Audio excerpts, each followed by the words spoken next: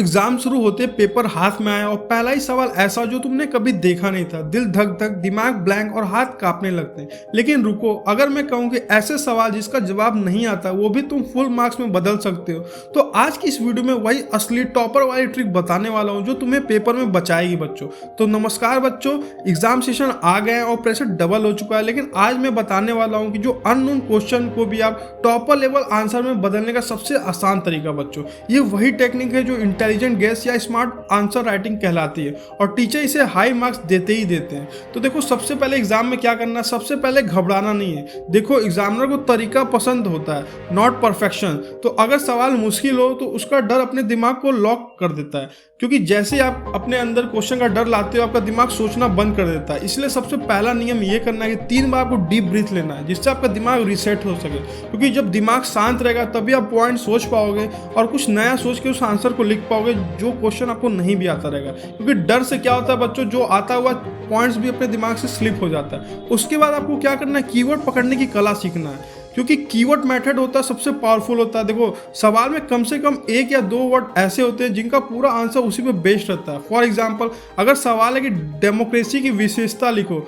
और तुमको कुछ नहीं आता, तो बस कीवर्ड पकड़ो डेमोक्रेसी। और डेमोक्रेसी का मतलब क्या समझते हो, जनता का शासन। अब बस एक लाइन से 4 पॉइंट निकलते हैं। अब इससे क्या पॉइंट निकलेगा, जनता चुनाव कराती है, मतलब जनता चुनाव करती है, सरकार जनता के लिए काम करती है, समानता अधिकार। देखो, ऐसे ऐसे पॉइंट निकलते हैं, ये तुम्हारे दिमाग में क्लिक होगी, उससे आप रिलेट करके इस कीवर्ड से पूरा आंसर बना पाओगे। उसके बाद आपको क्या करना है, स्ट्रक्चर टेक्निक यूज करना है। अगर कंटेंट याद नहीं है तो स्ट्रक्चर को स्ट्रांग बनाओ। एग्जामिनर को लगना चाहिए कि स्टूडेंट को आइडिया काफ़ी है। और आंसर का सही स्ट्रक्चर क्या है, सबसे पहले डिफिनीशन जो भी याद आए जनरल सा लिख दो, फिर एक्सप्लेनेशन 2 से 3 जनरल पॉइंट, फिर थर्ड एग्जाम्पल सबसे पावरफुल वेपन, और चौथा है कंक्लूजन, छोटी लाइन देयरफॉर से एंड कर दो। यह स्ट्रक्चर अपने आप आंसर को लॉन्ग, प्रेजेंटेबल और लॉजिकल बनाता है। उसके बाद आपको जनरल नॉलेज की मदद लेनी।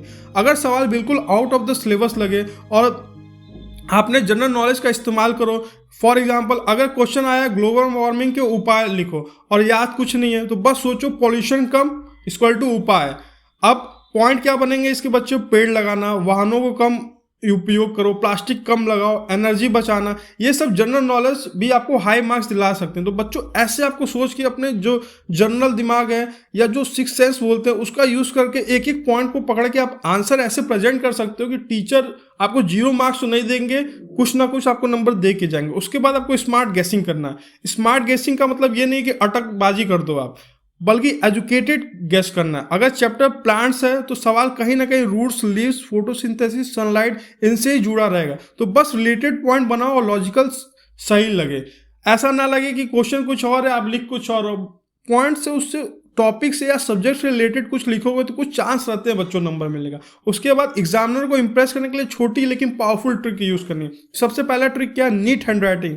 आधे मार्क्स यहीं से मिलते हैं बच्चों। और दूसरा पॉइंट है heading plus bullet point, teacher को स्कैन करने में आसानी रहती है। और तीसरा अंडरलाइन मेन वर्ड, ये बहुत इंपॉर्टेंट चीज होती है। और चौथा डायग्राम, ये आपकी जान बचा लेता है कभी कभी। और पांचवा एग्जाम्पल, बिना एग्जाम्पल आंसर अधूरा लगता है। तो ये सब छोटे छोटे पॉइंट है जिनको ध्यान रखना। अब मान लो वर्स्ट केस में क्या करें, मतलब ऐसा हो कि ऐसा क्वेश्चन आए जिसके बारे में आपको बिल्कुल कुछ नॉलेज ही नहीं है, तो अगर लास्ट ऑप्शन आपके पास ये बचेगा कि कोई आइडिया नहीं आया, तो चैप्टर का आसपास का कॉन्सेप्ट लिख दो। मान लो कोई ऐसी टॉपिक होती है जिसका आप कितना भी सोच लो लेकिन उससे रिलेटेड आप कुछ नहीं सोच पाते, तो फिर क्या करो, उस चैप्टर से हट के या उस सब्जेक्ट से रिलेटेड कुछ लिखने का कोशिश करो। जैसे फॉर एग्जांपल सवाल अर्थशास्त्र का, इकोनॉमिक्स, सब सुनते ही आपके दिमाग में क्या आएगा, पॉवर्टी आएगी, ग्रोथ आएगी, इनकम आएगी। तो ये सब थीम पे कुछ बना के लिखो। मतलब अब ऐसा है कि एग्जैक्ट तो आपको कुछ पता नहीं है, लेकिन उससे रिलेटेड थोड़ा सा बना के लिखने की कोशिश करो। टीचर को ये दिखाओ कि तुम कम से कम ट्राई किए हो, उससे रिलेटेड कुछ सोचने का ट्राई किए हो।